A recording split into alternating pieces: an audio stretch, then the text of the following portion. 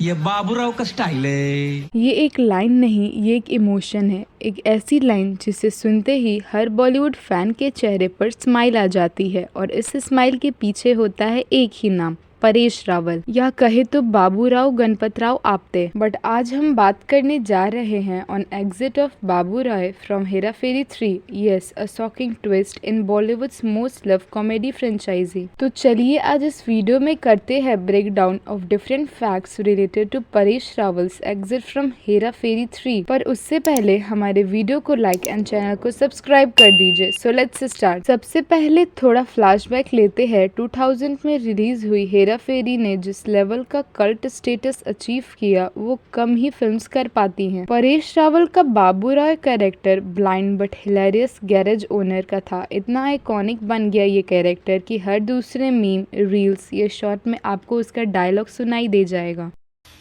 उठा ले रे देवा, उठा ले रे बाबा, मुझे अमीर को नहीं रे। ये बाबूराव का स्टाइल है।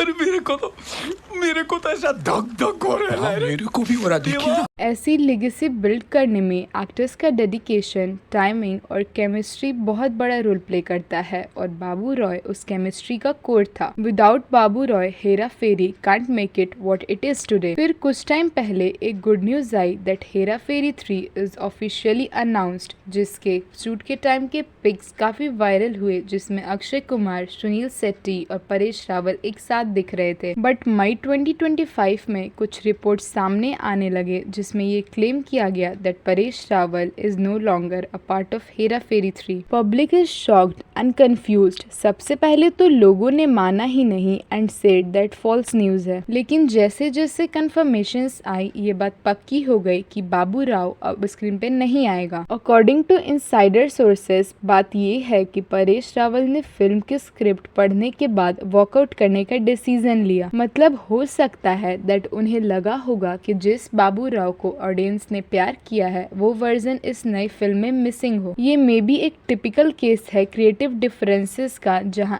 एक्टर्स एंड मेकर्स का विजन मैच नहीं हो रहा होगा। कुछ रिपोर्ट्स ने ये भी हिंट दिया कि फाइनेंशियल नेगोशिएशंस भी स्मूथ नहीं थी। मेकर्स पैसे कम ऑफर कर रहे थे जबकि फ्रेंचाइजी बाबू राव के नाम से चलती है। जैसे ही परेश रावल की एग्जिट की न्यूज कंफर्म हुई, फैंस ने ट्विटर, रेडिट और इंस्टाग्राम पर बाढ़ ला दिया अपने रिएक्शन से। कुछ तो इससे रिलेटेड ट्रेंडिंग हैशटैग्स भी चल रहे हैं, like hashtag no Babu Rao, no Hera Pheri, hashtag boycott Hera Pheri 3, hashtag bring back Paresh Rawal. वैसे कई इससे रिलेटेड कमेंट्स भी थे over different social media platforms on reactions over Paresh Rawal's exit. और सच कहे तो लोगों का ये रिएक्शन वैलिड है।